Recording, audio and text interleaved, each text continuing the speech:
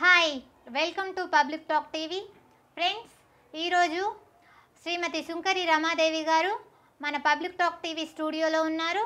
ఇప్పుడు ఆమెతో ముఖాముఖి. హాయ్ రమాదేవి గారు. నమస్తే అమ్మా. నమస్తే. చెప్పండి మేడం, మీరు రాజకీయాల్లోకి ఎలా రావాలనుకున్నారు? రాజకీయాలకు ఎలా రావాలనుకున్నారంటే, రాజకీయం చేస్తేనే రావాలనుకోరు, చూస్తే కూడా రావాలనుకుంటారు. ఎప్పటి నుండి మీ రాజకీయ జీవితం మొదలు పెట్టారు? అమ్మ, నేను 15 ఇయర్స్ అవుతుంది రాజకీయం జీవితంలో మొదలుపెట్టి. మా సిస్టర్ ఉండేది అరుణ గారు. ఓకే. మా సిస్టర్ని చూసి నేను ఆమె రాజకీయంలోకి వచ్చినాక నేను ఆమెను చూసి వచ్చాను. మీ కుటుంబ నేపథ్యం గురించి చెప్తారా? నా కుటుంబంలో మా వారు, మా 3 పిల్లలు, మా పిల్లలు పెళ్ళిళ్ళు అయిపోయినాయి. మనవళ్ళు మనవరాళ్ళు, మా వారు. నాకు ఈ ప్రోత్సాహం చేస్తున్నా, ఇక్కడ వెళ్తున్నానంటే ప్రోత్సహిస్తాడు. రాజకీయాల్లో చురుగ్గా పాల్గొనడం మీ శ్రీవారికి, మీ పిల్లలకు ఇష్టమేనా? మా వారికి ఇష్టమే చెప్తాను. అయినా కానీ మా పిల్లలు, మా వారు, వెళ్తున్నావు జాగ్రత్త, దేనికైనా జాగ్రత్తగా ఉండాలి, నీ ఆరోగ్యమైనా ఏదైనా, పిలవగానే పరిగెత్తి ఊరుకుతావు, మీటింగ్లని అవని ఇవని, కానీ జాగ్రత్త అని చెప్తారు. ఎంతవరకు చదువుకున్నారు మీరు? అమ్మ, నేను జీవితాన్నే చదువుకున్నాను. జీవితాన్ని చదువుకొని ఇప్పుడు అంటే ఒక్కొక్క అడుగు వేయడము అది చదివే, కానీ నేను చదువుకుంది 10వ తరగతి. Nice madam. రాజకీయాల్లోకి రావడానికి మీకు ప్రేరణ అంటే ఇన్స్పిరేషన్ ఎవరు మేడం? చెప్పాను కదా, మా సిస్టర్ ఒక ఉంది అని. మా సిస్టరు ఫస్ట్ వెళ్ళింది, తనని చూసి నేను కూడా నేర్చుకున్నా. వెళ్ళాలి, వెళ్తేనే మన వాళ్ళకు కొంచెం మనము ఏదో ఉంటాము, వాళ్ళకు వాళ్ళకంటూ చేయాలి ఏదో ఒకటి అనేసి ఉంటుంది. మీకు వచ్చిన ఆలోచనలని మీ తోటి వాళ్ళ మీద కానీ మీ అనుచరుల మీద కానీ బలవంతంగా రుద్దుతారా? లేదమ్మా, నాకు వచ్చిన ఆలోచనలతోని వాళ్ళని ఆలోచన చేసి వాళ్ళని ఇలా ఉండండి, ఇలా చేయాలి అని చెప్తా. వాళ్ళు వినకుంటే కొంచెం మనం చేయాల్సి వస్తుంది. రాజకీయ నాయకులకు ఉండే కష్టాలు ఏంటి, దాని మీద మీ అభిప్రాయం? కష్టాలంటే కష్టాలు ఉంటూనే ఉంటాయి. ఇప్పుడు నేను ఇక్కడికి స్టూడియోకి రావాలన్నా కానీ, ఇప్పుడు నేను ఒక పని మీటింగ్ ఉండే, ఆ మీటింగ్ వదిలేసి ఆ పని చూసుకొని ఇక్కడ రావాలన్నా కానీ, ఇప్పుడు ఆటో షేర్ చేసుకొని, ఒక కారు లేదు, ఒక వెహికల్ లేదు, ఏం లేదు, అయినా కానీ నేను ఆటో షేర్ చేసుకొని వచ్చాను. ఈరోజు సుంకరి రమాదేవి గారు అంటే మీరు ఉండే ప్రాంతంలో ప్రతి ఒక్కరికి బాగా తెలుసు. ఇది ఎలా సాధ్యమైంది? ఎలా సాధ్యమైందంటే వాళ్ళకు అనుకూలంగా ఉంటాను కదా, ఏ సమయం వచ్చినా ఏ టైం వచ్చినా, అక్క ఈ పని కావాలక్క అని చెప్తే పోతాను, అమ్మ ఈ పని కావాలంటే పోతాను, అట్లా గుర్తింపు వచ్చేసింది. ఓకే. ఒక రాజకీయ జీవితంలో మీకున్న అనుభవంలో ఎవరైనా బెదిరించడం కానీ, బ్లాక్మెయిల్ చేయడం కానీ ఇలాంటివి ఏమైనా జరిగాయా మేడం? బెదిరించారమ్మా, బెదిరించారు. నేనేం చేస్తాము, మేము అట్లా చేస్తాము ఇట్లా చేస్తాం, బెదిరించినా కానీ నేను దేనికి భయపడలేదు. ఇప్పుడు సరిగ్గా మనం 2019 మధ్యలో ఉన్నాము. 2018లో మీకు రాజకీయ జీవితంలో ఏవైనా చేదు అనుభవాలు ఉన్నాయా? చేదు అనుభవాలంటే, నేను పోయినసారి నామినేటెడ్ పోస్ట్ వేసాను, దానికి వద్దన్నారు. అమ్మ, మీరు విత్డ్రా చేసుకోండి అని చెప్పారు. సర్లే అనేసి అన్నాము, విత్డ్రా చేసుకున్నాము. సరే, దానికంటే మంచిది ఏదన్నా ఇస్తారొచ్చు, వాళ్ళు ఏదో చూసి చెప్పారేమో అనుకొని, వాళ్ళకు కూడా తెలుసు కదా అనుభవాలు. ఈ సంవత్సరంలో మీ ప్లాన్స్ మేడం? నా ప్లాన్స్ ఇదేనమ్మా, ఇంకా ఏదన్నా నామినేటెడ్ పోస్ట్ రావడమా, లేకపోతే నేను యాక్చువల్గా సోషల్ సర్వీస్ చేస్తూనే ఉంటాను. నాకంటూ ఓన్గా శ్రీమాత మహిళా మండలి ఉంది, అది నడుస్తూనే ఉంది. ఇంకా ప్లాన్ అంటూ ఇంకేం లేదు, రాజకీయంలోనే ఏదో రావాలి. ఇక ఎలా అంటే ఇప్పుడు హెడేక్ క్రియేట్ చేసే ప్రాబ్లమ్స్ కొన్ని ఉంటాయి మేడం. మీరు పబ్లిక్ నుంచి ఇలాంటివి ఏమన్నా ఫేస్ చేశారా? ఇలాంటి ప్రాబ్లమ్స్ ఏమైనా? చేశానమ్మా.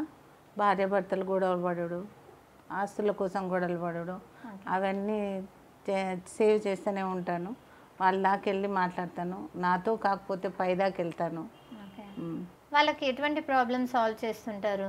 ఎటువంటి అంటే వాళ్ళ ఇళ్ళల్లో గొడవలు పడేస్తారు, భార్యాభర్తలు కొట్టుకుంటారు, వాడు తాగొచ్చి ఏమని కొట్టడమో లేకపోతే వాళ్ళిద్దరు కొట్టుకోవడమో ఏదో అవుతుంటుంది. ఫోన్ చేస్తారు, లేకపోతే ఎవరినైనా పంపిస్తారు, పోయి మాట్లాడేసి సేవ్ చేసి వస్తాను. రాజకీయంలో మీరు బాగా ఇష్టపడే రాజకీయ నాయకులు ఎవరైనా ఉన్నారా? ఇష్టపడే నాయకుడు అంటే మన ఐ మీన్ అభిమానించడం లాంటివి. అభిమానించడం అంటే తలసాని శ్రీనివాస్ అన్నయ్య. ఓకే, ఎందుకు వాళ్ళంటే మీకు ఇష్టం? అంటే తలసాని శ్రీనివాస్ అన్నయ్య ఈ నేను రాజకీయంలో చూసినప్పటి నుంచి ఆయన బాగా పనులు చేయడము, ఏదైనా చెప్పినా కానీ మహిళలకు ఆ పనితోని ఆయన కంటిన్యూ చేస్తుంటాడు. వాళ్ళకు మంచి చేయాలి అనేసి ఉంటుంది, ఆయనకు ఒక ధ్యేయం పెట్టుకుంటాడు. వాళ్ళకంటూ ఏదైనా చేయాలి, అమ్మాయిలు వచ్చినా ఎవరు వచ్చినా ఆడవాళ్ళు వచ్చినా బాధ పెట్టకుండా పంపిస్తారు. ఓకే, మీకు రాజకీయ గురువులు లాంటి వాళ్ళు ఎవరైనా ఉన్నారా? నాకు గురువు అంటే ఎవరు లేరు, చెప్పినాను కదా మా సిస్టర్ అని. ఓకే, మీ అక్కయ్య గారు. వాళ్ళ నేమ్ అరుణ. ఓకే, వాళ్ళు ఏం చేస్తుంటారు? ఆమె ఎంఏఎం కార్పొరేటర్. ఓకే, రోజుకు ఎన్ని గంటలు మీరు రాజకీయంలో చురుగ్గా ఉంటారు? ఉంటానమ్మా, పొద్దున 7 నుంచి 1 వరకు ఉంటాను. ఓకే, ఆ తర్వాత మిగతా పనులు చూస్తూ ఉంటాను. ఓకే, అంత మార్నింగే వెళ్తారా? మార్నింగ్ అంటే మీటింగ్స్ ఏమన్నా ఉన్నాయంటే పిలుస్తే వెళ్తాను.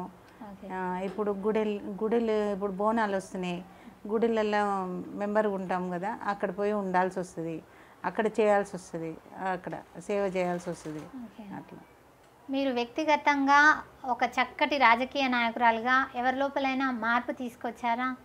మార్పు తీసుకొస్తున్నా. స్త్రీల మీద జరుగుతున్న అత్యాచారాల మీద మీ అభిప్రాయం ఏమైనా చెప్తారా మేడం? అమ్మా, నువ్వు ఒక స్త్రీల మీద జరుగుతున్న అత్యాచారాలకు నువ్వు కూడా దానికి వ్యతిరేకంగా ఉండాలి. ఎందుకంటే నిర్భయ చట్టాలు వచ్చినాయి, అన్ని చట్టాలు వచ్చినాయి, మనకంటూ ఒక చట్టం ఉంది. మనం ఆ చట్టాన్ని నిర్ణయించైతే పోము. కాదనుకుంటే మనము ధర్నా చేయడమా లేకపోతే కూర్చొని వాళ్ళని ఏం చేయాలా అని మనము పబ్లిక్ చేస్తేనే వాళ్ళు శిక్షిస్తారు. క్షణికావేశంలో ఆత్మహత్యలకు పాల్పడుతున్న యువతకు మీరు ఇచ్చే సలహా? కొంచెం నిమిషం ఆలోచించి, ఒక నిమిషము దైవాన్నైనా తెలుసుకోవాలి, తన పిల్లలనైనా తెలుసుకుంటే ఆ ఆత్మహత్య చేసుకోలేరు ఎవరు. కానీ అది క్షణంలో చేసుకునే ఆవేశంతో ఇల్లు మొత్తం ఆగమైపోతుంది, ఇల్లు మొత్తం చాలా ఇదైపోతుంది. వాళ్ళ కోసం తల్లిదండ్రులు ఏడవడం, పిల్లలు ఏడవడం అదంతా ఉంటుంది. టీఆర్ఎస్ ప్రభుత్వంలో మహిళలకు సరైన చోటు దక్కడం లేదన్నది పబ్లిక్ టాక్. దీని మీద మీ అభిప్రాయం? ఎందుకు దక్కడం లేదమ్మా? ఎంపీలు లేరా, ఎమ్మెల్యేలు లేరా? టీఆర్ఎస్ ప్రభుత్వంలో అందరికీ దక్కుతుంది. నేను లేనా? మన మహిళలకు గ్రూపులలో డాక్రా గ్రూపులని ఇస్తున్నారు, మా పెన్షన్ ఇస్తున్నారు, 2000 పెన్షన్ ఇస్తున్నారు. మహిళలకు ఏది తక్కువ చేస్తున్నారు? ఏది తక్కువ చేయట్లేదు టీఆర్ఎస్ ప్రభుత్వం. జిహెచ్ఎంసీ కార్పొరేటర్ల ఎన్నికలు రాబోతున్నాయి కదా, మీరు టీఆర్ఎస్ తరఫున పోటీ చేసే ఆలోచన ఏమైనా ఉందా? చేస్తానమ్మా. ఇప్పుడు మీరు పోటీ చేయబోతున్నారా జిహెచ్ఎంసీ కార్పొరేషన్? ఇంకా అనుకోలేదు, అనుకుంటే చేయగలుగుతాను, లేదు అంటే వాళ్ళు ఏదైనా చూసని ఇస్తారు. అంటే మీరు పోటీ చేయకుండా ఇస్తారా? అంటే పోటీ చేయాలని ఏం లేదు, వద్దు అనుకుంటే ఇదివరకు ఎట్లాగో విత్డ్రా అయిపోయినావు, మళ్ళీ ఇంకేదైనా ఇవ్వగలుగుతారు. ఇచ్చినా ఇవ్వకపోయినా ప్రజల సేవ మాత్రం చేస్తాను. ఒకవేళ మీకు టీఆర్ఎస్ రాజకీయ పార్టీ టికెట్ ఇవ్వకపోతే పార్టీలో ఉంటారా, పార్టీ మారుతారా? సమస్య లేదమ్మా, మారే సమస్య లేదు, పార్టీలనే ఉంటాం. ఎందుకలా మేడం? మనకు మన నాయకుడు అన్నీ చేస్తున్నాడు కదా, చేయకుంటే ఏదో అనుకోవచ్చు, చేస్తున్నారు కదా, మనం మారొద్దు కదా. అంటే చాలామంది మారుతారు కదా. మారుతారు, అక్కడ ఇక్కడ దునుకొద్దు. ఒక దగ్గర ఉంటే వాళ్ళే తెలుసుకుంటారు, అమ్మాయి ఇలా ఉంది, ఇలా మన పార్టీకి సేవ చేస్తుంది అని వాళ్ళకి తెలుస్తుంది. రాజకీయాల్లోకి రావాలనుకునే యువతకు మీరు ఇచ్చే సలహా ఏమైనా ఉందా? రావచ్చమ్మా, అందరు రావచ్చు, అందరు వెల్కమ్ రాజకీయంలో. ఓకే, అంటే ఎలాంటి సలహాలు ఇస్తారు? మనకు మంచి చేస్తున్నాడు కేసీఆర్, మనకి ఏది తక్కువ అని లేదు. మహిళలకైనా యూత్ పిల్లలకైనా అన్నీ బాగానే చేస్తున్నారు. రాజకీయంలకు అందరు రావచ్చు. మొత్తం రాష్ట్రానికే యువత అవసరము. కానీ ఏ స్వార్థం లేకుండా రావాలి. దేశానికి యువత రావాలి. పార్టీలో రావాలి. ఆహ్వానిస్తాం. ఎంతమంది వచ్చినా ఆహ్వానిస్తాం. ఒక రాజకీయ నాయకురాలుగా మీలో ఉండే మంచి గుణాలు ఏంటి? మంచి గుణాలంటే ఇంకా పబ్లిక్ సేవ చేయడము. ఎవరైనా పిలిచినా కానీ, అర్ధరాత్రి అయినా కానీ, పగలైనా కానీ ఫోన్ చేస్తే వెళ్ళిపోతాను. అదే నా మంచి గుణం. మీరు కేవలం రాజకీయాల్లోనే ఉన్నారా? ఏదైనా మహిళా సంస్థలలో కూడా వర్క్ చేస్తున్నారా? మహిళా సంస్థల కూడా వర్క్ చేస్తున్నాను. నాది శ్రీమాత మహిళా మండలి ఉంది. ఓకే. నా నేను ఓన్ ప్రెసిడెంట్నే. ఓకే. నా సంస్థకు అందుకే పిలుస్తారు, వాళ్లకు న్యాయం చేస్తాను నేను. ఓకే. ఆ సంస్థలు అంటే దేని గురించి ఉంటుంది మేడం? మహిళల కోసం. ఓకే. అంటే మహిళల కోసం ఏదైనా చేస్తారా? ఏదైనా ఎలాంటి పరిస్థితులైనా, ఎలాంటి హెల్ప్ కావాలన్నా? ఏ హెల్ప్ కావాలన్నా చదువు పరంగా అంటే మనము చదువు పరంగా హెల్ప్ చేయలేకపోతాము, డొనేట్ చేయిస్తాం. ఓకే. అనాథ పిల్లల్ని కూడా చేస్తాను. అనాథ పిల్లల్ని చూస్తాము, అనాథ పిల్లల్ని చేస్తాను. నేను సోషల్ సర్వీస్ బాగా చేస్తానమ్మా. ఓకే. మాకు సమస్య ఉంది అని ఎవరైనా వచ్చి చెప్తేనే మీరు స్పందిస్తారా, లేకుంటే తెలియగానే మీరు అక్కడికి వెళ్ళి మీ వంతు మీరు సహాయం చేస్తారా? నాకు తెలియగానే వెళ్తానమ్మా. ఓకే. తెలియగానే వెళ్ళి సాయం చేస్తాను. అక్కడ ఉన్న వాళ్ళకు కూడా, చుట్టుముట్టు వాళ్ళకు కూడా చెప్తాను. అంటే ఇప్పుడు మీరు చాలా బిజీగా ఉన్నారనుకోండి, మీ ఇంట్లోనే చాలా అర్జెంట్ వర్క్ ఉంటుంది, అది అలాంటి సందర్భంలో కూడా వెళ్తారా? వెళ్తాను. మా ఇంట్లో అర్జెంట్ వర్క్ ఉంటే మా హస్బెండ్కి చెప్తాను. ఒకవేళ ఇక్కడ తను చూసుకుంటుంటే నేను బయట పని చూస్తాను. మీరు ఇంతకుముందే చెప్పారు మీ పిల్లలకు మీరు అమ్మనే కాకుండా మనవాళ్లకు అమ్మమ్మ అని. మరి ఇంత వయసు వచ్చాక కూడా మీరు ఇంత హెల్దీగా యంగ్ లుక్తో కనిపిస్తున్నారు. సో దీనికి రహస్యం మేడం? ఏం లేదమ్మా, యోగా చేస్తాను, వాకింగ్ చేస్తాను. ఓకే. అదే మన హెల్త్ బాగుంటుంది.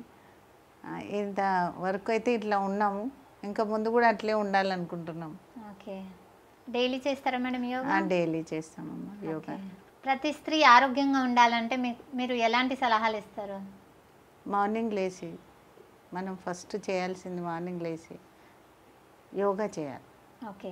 యోగా చేసిన తర్వాత మనం ఇంట్లో కూడా చేస్తుంటాం, పని చేసుకుంటూ యోగా చేసినట్టే. కానీ యోగా ఫస్ట్ దీనికి ఒక 1 అవర్ ఇచ్చిన తర్వాత ఇంట్లో పని వేరు. అంటే ఇప్పుడు అందరికీ సాధ్యం కాదు కదా మేడం యోగా చేయడం? చేయాలి, చేస్తేనే బ్లడ్ సర్క్యులేషన్ మంచిగా ఉంటుంది. ఓకే. పల్లెటూళ్ళలో ఉంటారు కదా కొందరు, వాళ్ళకి మార్నింగ్ లేచి పొలానికి వెళ్ళడం, వంట చేయడం. కొంచెం చిన్న విషయం చెప్తా. మొన్న నాకు స్పాండిలైటిస్ ప్రాబ్లం వచ్చింది. ఓకే. నేను పట్టించుకోలే, అట్లాగే తిరుగుతున్నా. నేను యోగా చేస్తున్నా, నాకు ఇప్పుడు తగ్గింది. లేకపోతే ఈ మెడ ఇక్కడ వరకు ఉంటుండే. ఓకే. అది నైస్ మేడం. మీకు ఏ దేవుడు అంటే ఇష్టం? దేవుడు అంటే మనం హిందూ కాబట్టినే దేవుళ్ళని ఎక్కువ ఇష్టపడతాము. ఏ దేవుడు అని ఒకరిని ఎక్కువ ఒకరు తక్కువ చేయలేము. ఓకే. అందరూ సమానమే. అందరు సమానం. మీకు కోపం చాలా అన్నది పబ్లిక్ టాక్, దీని మీద మీ అభిప్రాయం? పబ్లిక్ చెప్తుంది కోపం చాలా అంటే కోపం అంటే మరీ కోపడను, వినకపోతేనే కోపడతాను. అంటే ఎలా వినకపోవడం? నేను ఒక లీడర్ని, నేను ముందుకు పోవాలి, నాతో పాటు వీళ్ళందరూ రావాలి కదా, రావాలని కోపడతాను. అది కోపం అంటే అంత కోపం చెయ్యను, వాళ్లకు అది రావాలి. అక్క కోపపడుతుంది, తొందరగా మనం ముందుకు ఉండాలి అనేసి వాళ్ళకు కూడా తెలుస్తుంది. అంటే మనస్ఫూర్తిగా కాకుండా బయట ప్రదర్శిస్తారు. బయట. ఓకే. రాజకీయమే డబ్బు, డబ్బే రాజకీయం అన్నది ఈ రోజుల్లో బాగా స్పష్టంగా కనబడుతుంది. మీరు రాజకీయ పరంగా డబ్బులు ఏమైనా ఆశిస్తుంటారా? లేదమ్మా, అట్లాంటి ఏ నాయకుడు కూడా మా పార్టీలో ఒప్పుకోరు. మాకు అలాంటివి లేవు. ఇంతవరకైతే ఇట్లా ఉన్నాం. అట్లా ఉంటే నేను ఆటో షేర్ చేసుకొని ఇక్కడికి ఎందుకు వస్తాము? మీ స్టూడియోకి నాకు ఒక కారు ఉండాలి, నాకు బైక్ అన్న ఉండాలి, లేకపోతే ఓ బెంచ్ కార్ అన్న ఉండాలి. అలాంటివి లేవుగా. కాదు మేడం, యాక్చువల్గా బయట అయితే రాజకీయ పరంగా అయితే చాలామంది డబ్బులు నొక్కేస్తుంటారు. ఇది మనం అప్పుడప్పుడు అక్కడక్కడ చూస్తుంటాం, సో అందుకే అడిగాను. అది పబ్లిక్ టాక్ నాన్న, అది నడుస్తూనే ఉంటుంది. రాజకీయంగా మీరంటే పడిరాని నాయకులు ఎవరైనా ఉన్నారా? ఉన్నారమ్మా, ఉంటారు. ఎదగొద్దు అంటారు, ఎదగొద్దు మేమేమని ఎదగనీయము అనుకుంటారు. కానీ అదే రాజకీయం కదా, వాళ్ళు అంటుంటే మనం ఎదుగుతుండాలి, అది రాజకీయం. అంటే మీరు బాగా పాజిటివ్ థాట్లో ఉన్నారు. అవునమ్మా. Nice madam. రాజకీయ పరంగా మిమ్మల్ని బాధించిన విషయాలు ఏమైనా ఉన్నాయా? బాధించిన విషయాలంటే ఇదేమ్మా, కార్పొరేటర్ పోస్టుకు నేను పెట్టినందుకు అది నాకు రాలేదు. ఓకే. ఏ సంవత్సరం మేడం? నేను 2015 హైదరాబాద్కి ఇక్కడనే ఖైరతాబాద్ నుంచి పాల్గొన్నారా? ఓకే. మీకు సంతోషం కలిగించిన విషయాలు? సంతోషం కలిగించిన విషయాలు వాళ్ళే నచ్చ చెప్పారు, వద్దమ్మా మీకేమన్నా నామినేటెడ్ ఇస్తాము అనేసి అందరినీ విత్డ్రా చేసుకోండమ్మా అని చెప్పారు. అందరం విత్డ్రా చేసుకో. మీకున్న బలాల గురించి చెప్తారా? ప్రజలే నా బలమమ్మ. వాళ్ళు ఏంటంటే ఎక్కడైనా పోదామన్నా కానీ రావాలమ్మా, మీటింగ్ అన్నా రావాలమ్మా అంటాను కదా, అక్కడికి రావడము ఇక్కడికి రావడము, ఏదైనా పని ఆడవాళ్ళకి ఏదైనా ప్రాబ్లమ్స్ వచ్చిందంటే అక్కడ పోవడము, అది జరుగుతూ ఉంటాయి. మీకున్న బలహీనతలు చెప్తారా? నాకున్న బలహీనత, నేను ఒక అనాథాశ్రమం పోయినమ్మా. అక్కడ తల్లిదండ్రులు లేని పిల్లలు ఉన్నారు. వాళ్లకు ఎప్పుడు నేను డొనేట్ చేస్తూనే ఉంటాను. మా పిల్లల బర్త్డేలు, మా మ్యారేజ్ డేలు, మా పిల్లల మ్యారేజ్ డేలు ఏమున్నా కానీ అక్కడ పోయి వాళ్ళతో పాటు కూర్చొని వాళ్ళకు భోజనాలు పెట్టి, ఓల్డ్ ఏజ్ హోము, ఈ అనాథ పిల్లలు, తల్లిదండ్రులు లేని పిల్లలు, వాళ్ళకు బాగా చూస్తారు. నేను పోతే వాళ్ళు అమ్మ వచ్చిందని అంటారు. అది ఇప్పుడు కూడా నాకు కళ్ళలో ఉంది. మీరు అంతకుముందు అనాథాశ్రమంకి వెళ్తారు, డొనేట్ చేస్తామన్నారు కదా, అంటే మీరు అందరి దగ్గర కలెక్ట్ చేసి మీరు డొనేట్ చేస్తారా, లేకుంటే మీ సొంత డబ్బులా మేడం? అమ్మ నా సొంత డబ్బులమ్మ. నేను బిజినెస్ చేస్తాను, నాకు శారీ షాప్ ఉంది. నాకు అందులో నుంచి వచ్చింది నేను పేదవాళ్ళకు కొంచెం చేస్తాను. ఈ అనాథ పిల్లలకి ఎక్కువ మటుకైతే చేస్తాను నేను. ఓకే. ఇప్పుడు వరకు ఎవరితో డొనేట్ నేను ఇంతవరకు తీసుకోలేదు. ఇంకెవరికైనా కావాలి, కాలేజ్ ఫీజులు వాళ్ళు కట్టలేకపోతే ఎవరి దగ్గరికైనా తీసుకెళ్ళి వాళ్ళకి కట్టిపిస్తాను. కానీ నేను అంత పెట్టుకోను. ఈ తల్లిదండ్రులు లేని పిల్లలకు వాళ్ళకి నేనే స్వయంగా నేను మా వారు వెళ్ళి అక్కడ వాళ్ళకు అన్నీ చేసి వస్తాం. ఇప్పుడు వరకు ఎంతమందికి హెల్ప్ చేశారు మేడం? అమ్మ చేశానమ్మా, 23 మంది పిల్లలకు చేశాను. ఓకే. వాళ్ళకు బట్టలు, వాళ్ళ బర్త్డేలకు బట్టలు కూడా నేను తీసుకెళ్ళి ఇస్తాను. Nice madam. నాకు ఖైరతాబాద్లో షాప్ ఉందమ్మా. ఓకే. శారీ షాప్ ఉంది, నా షాప్లో నేనే. చూశారు కదా ఫ్రెండ్స్, రమాదేవి గారు రాజకీయ పరంగానే కాకుండా సోషల్ సర్వీసెస్లో అండ్ అనాథాశ్రమంకి వెళ్ళి తను ఎంతగానో చేరదీస్తుంది అనాథ పిల్లలకి, అండ్ ఎంతో సేవ చేస్తుంది. తాను ఒక చక్కటి రోల్ మోడల్గా నిలవాలని మా టీవీ ఛానల్ ఆశిస్తుంది. Thank you madam. Thank you అమ్మా. Hi, this is anchor Ravi. Hi అండి, నేను మీ Jabardasth auto punch Ramprasad. Hi, it's me Madhavilatha. Hello అండి, నేను మీ సుడిగాలి సుధీర్. హాయ్ హలో, నేను Jabardasth Sri. Please subscribe to Public Talk TV. Please subscribe to Public Talk TV. Please subscribe to Public Talk TV. Please subscribe to Public Talk TV.